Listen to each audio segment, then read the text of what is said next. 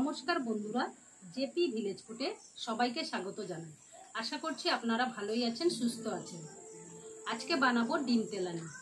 ডিম সেদ্ধ ও ভাজা ছাড়া কিভাবে বানাই দেখতে থাকুন। ভিডিওটা প্রথম থেকে শেষ পর্যন্ত দেখুন। ভিডিওটা ভালো লাগলে চ্যানেলটাকে সাবস্ক্রাইব করে পাশে থাকুন। তো চলুন বন্ধুরা, এই ডিম তেলানি কিভাবে আমি বানাই দেখুন। বন্ধুরা, ডিম তেলানি বানানোর জন্য নিয়েছি এখানে দুটো বড় সাইজের পেঁয়াজ টুকরো টুকরো করে নিয়েছি, একটা টমেটো টুকরো করে নিয়েছি, আদা বাটা, রসুন বাটা, গোটা গরম মশলা, জিরে গুঁড়ো, হলুদ গুঁড়ো, লঙ্কা গুঁড়ো, 3 পিস ডিম নিয়েছি। বন্ধুরা, গ্যাসে একটা কড়াই বসিয়েছি, কড়াইতে সর্ষের তেল দিয়েছি। এখানে সর্ষের তেল পরিমাণটা একটু বেশি লাগে। সর্ষের তেলটা গরম হয়ে গেছে, এবার আমি এর মধ্যে গোটা গরম মশলা দিয়ে দিলাম। গরম মশলাটা ভেজে নেব।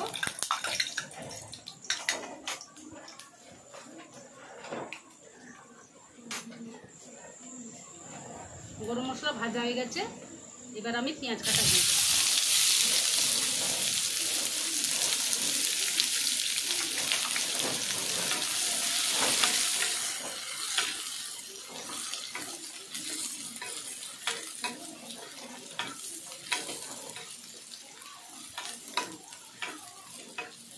বন্ধুরা, পেঁয়াজটা ভালোভাবে ভেজে নেব।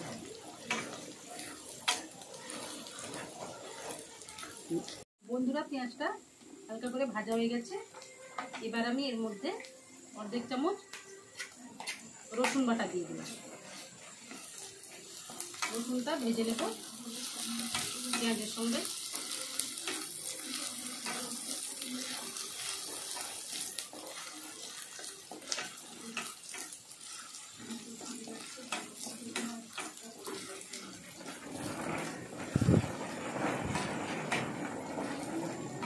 বন্ধুরা, রসুনটা ভাজা হয়ে গেছে, এবার আমি এর মধ্যে অর্ধেক চামচ আদা বাটা দিয়ে দিলাম। আদাটা ভালোভাবে সব মশলার সঙ্গে কষিয়ে নেব।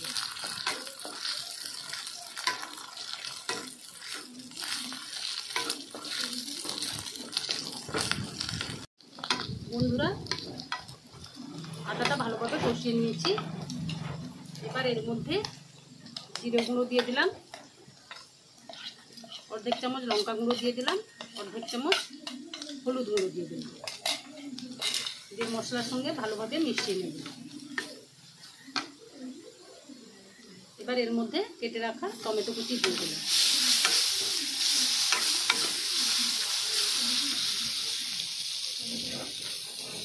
অল্প পরিমাণ জল দিয়ে মশলাটা ভালোভাবে কষিয়ে নেব।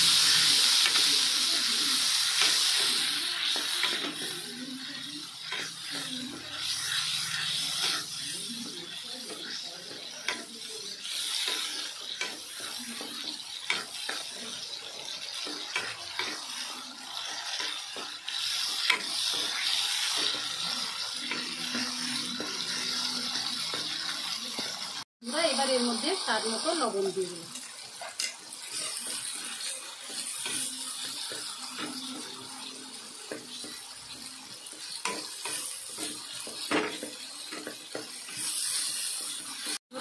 মশলা থেকে তেল ছেড়ে দিয়েছে, মশলাটা ভালোভাবে কষানো হয়ে গেছে, এবার আমি জল দিয়ে দেব। এই রান্নাটার মধ্যে একটু জল বেশি দিতে হবে।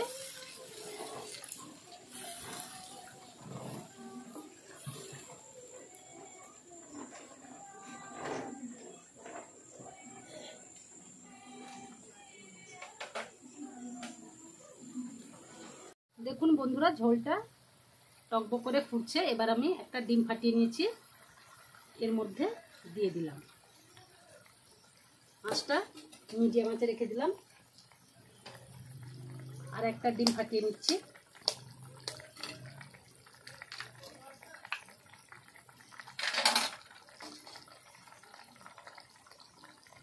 আর একটা ডিম দিয়ে দিলাম।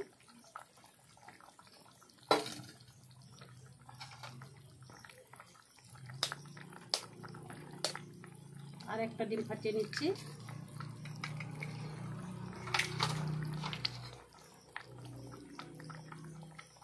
দিয়ে দিলাম।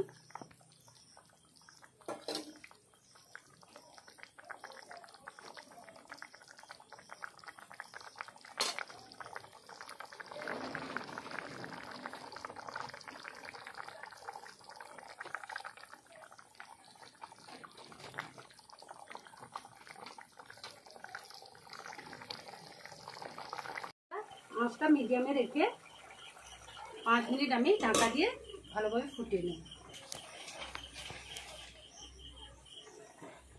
খুলে নিচ্ছি।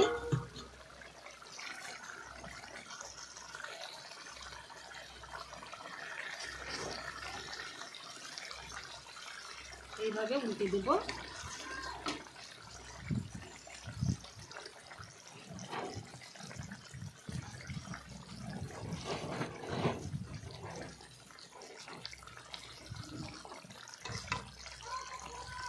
হয়ে এসছে, এবার আমি এর মধ্যে গরম মশলার গুঁড়ো দিয়ে দিলাম অল্প পরিমাণ, দিয়ে ঝোলের সঙ্গে ভালোভাবে মিশিয়ে নেব।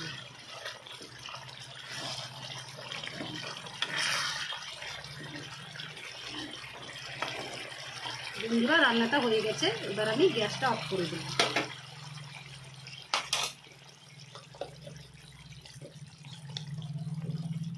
বন্ধুরা এই রান্নাটা আপনারা খুব সহজভাবে বাড়িতে খুব অল্প সময়ের মধ্যে বানিয়ে নিতে পারবেন। আর রান্নাটা কেমন হয়েছে কমেন্টে জানাবেন। তাহলে বন্ধুরা ভিডিওটা যেই পর্যন্ত, পরের দিন একটা নতুন রান্নার ভিডিওতে আবার দেখা হচ্ছে।